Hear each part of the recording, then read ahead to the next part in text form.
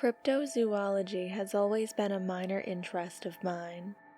I say minor because it was something I'd only enjoyed casually. A few internet articles here and there, scrolling through a couple of pages on a Tumblr blog dedicated to it. Maybe watching one of those Bigfoot documentaries. You know, that kind of interest. Nothing serious. Generally, that would be pretty common for most people. Most people, however, do not live in my little town where a supposed cryptid is how many folks here make a living. See, I live in a small town in the UK, more specifically, in the northwest of England. It's a tiny place not many people outside of the country have likely heard of unless they've already been for whatever reason, or have an interest in cryptids. My small town is situated by one of the many lakes that dot this part of the country, and as so many bodies of water do, we have our own Loch Ness monster. So many people claim, anyway. I'm sure many of you are skeptical of that, as you are of any such monster. Who can blame you? I grew up here and didn't buy into that. I found it interesting, but I didn't believe it. Same as I didn't believe those people who claim aliens probed their backsides or Bigfoot had destroyed their camp. It was something to read about and enjoy, but not something I believed in. Most of my generation and that of my parents felt the same, but many of my grandparents' era clung to the belief in the monster. They stayed away from the lake unless they were in decently sized boats or one of the many ferries that traveled the length of the lake to nearby settlements. Not us kids and teens, though, especially not in summer. Most of the time, British summers are nothing to brag about. They're pretty warm, but usually cloudy or wet. Sometimes, however, we were blessed with a heat wave. Nothing was better than a dip in the lake during the heat of the day. During the school holidays, the other kids would hang out by the lake well into the evening. The worst that ever happened was that someone would get a cramp whilst swimming, and we'd have to get them back to shore, or someone would get their foot tangled in some lake weed and freak out until they realized what it actually was. Nothing sinister, nothing serious, most certainly. No lake monster. One particular day during the Easter break, where it was much too cold to spend more than 5 minutes at a time in the lake, I was spending my time climbing the many tall trees that covered the areas around the lakes. Maybe I was a bit too old for tree climbing, most likely, but it had always been something I'd enjoyed doing. Something about climbing as high as I could go and settling down on a sturdy branch, just looking over my surroundings was something I enjoyed. Most of the time I'd just watch boats going up and down the lake, people going about their business, cars passing down the country roads. Just typical stuff not worthy of merit. But this day in spring was different.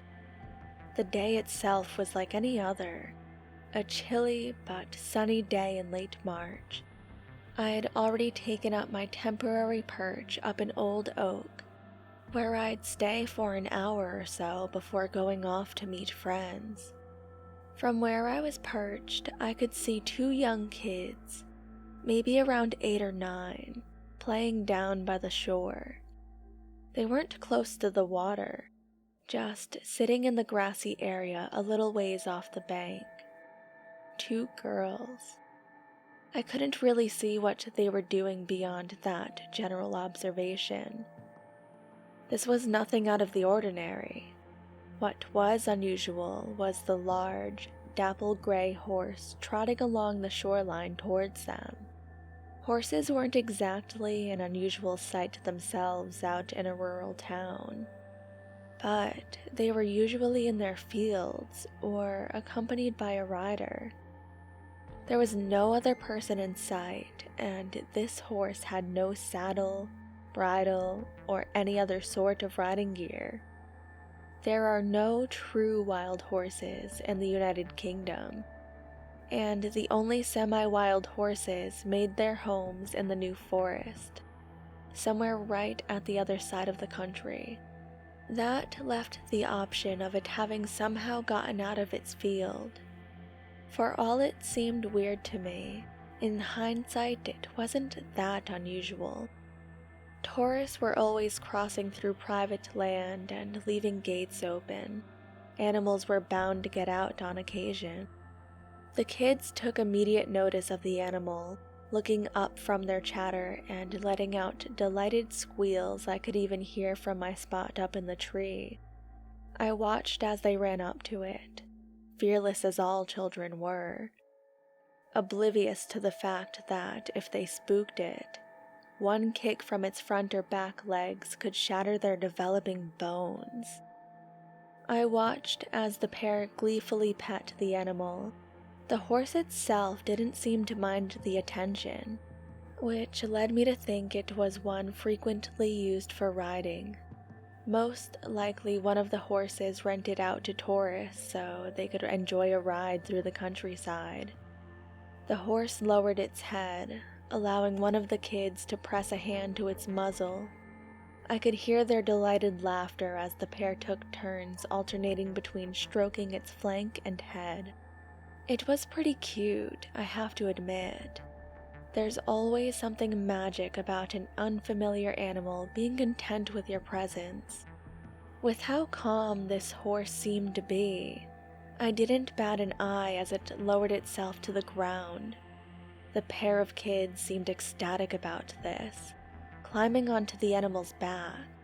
Not exactly safe or smart, but kids don't really think like that. And I'm sure the horse would have made it very clear it didn't want them clambering all over it if it wanted to. It was a pretty damn big horse. It took me a few moments to realize the children were no longer letting out happy squeals and giggles. They were screaming. I couldn't understand why at first, but as my vision focused more on the horse, I knew. How I hadn't noticed the change, I don't know, but where once it had been dapple gray, it was now black. The kind of black that seems to absorb all light around it, distorting it. It seemed to be dripping wet. Even from my spot in the tree, I could see the tangled mass of its waterlogged mane and tail leaking water onto the ground. Its eyes were the worst of it. I shouldn't have been able to see them clearly from such a distance, but even in the dull spring sun, I could see the glowing from those sickening, milky eyes. It threw its head back, rising to its feet with the children still on its back. They were trying to get off, but they couldn't. I don't know how, and I'm sure they didn't know how either. But no matter how much they struggled and screamed, they couldn't get off of that horse. It was like they were superglued to it. I couldn't move from my spot, no matter how much my mind screamed at me to jump down to do something, anything. I'm ashamed to admit fear consumed me. That sweat dripped down my brow as my breathing grew more rapid by the second. My heart was beating so hard and fast, it hurt. I have no proper words to describe the primal terror that gripped me. The same terror I imagine gripped our ancestors when confronted by a giant cave bear or an angry mammoth. Though where their fight or flight instinct would kick in, mine didn't. I was simply frozen as the beast charged towards the water, screaming children on its back, their cries not silenced until their heads dipped under the water that frothed and bubbled as they struggled beneath the surface. Then nothing. Just an eerie stillness on that spring morning. Not even the birds sang. I think they knew. Animals just know these things.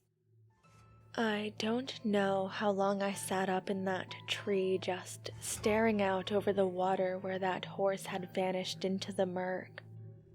I don't know what became of those kids, but I know they were never found and that they never will be. It was written off as accidental drowning. Their parents beat themselves up over it, as any parent would. Nothing like this had ever happened before in our little community. Kids who grew up around the lake pretty much knew how to swim by the time they could walk, and they knew to be careful by the water. It didn't add up, of course, but beyond that, no one could explain it. I think the parents cling to the hope that their children simply ran away or were kidnapped, so that they might one day find them again, and I can't blame them for that. I never told anyone what I saw. No one would have believed me anyway, save for a few ancient crones nobody took seriously, who frequently babbled about ghosts and ghouls. It haunts me that I did nothing, that I simply watched as those innocent children were pulled into a watery grave. I never went into the lake after that. To anyone that asked, I simply said that I didn't like the way the smell of lake water clung to me. I didn't think I'd ever tell this story, but I still live in this town over a decade later, and last night I saw a dapple gray horse stalking along the lakeside. Thank you so much for listening, and thank you to the incredible authors that allow me to narrate their stories. This author's links will be in the description. Feel free to send me your own scary story at the email on the screen. And until next time, sleep tight.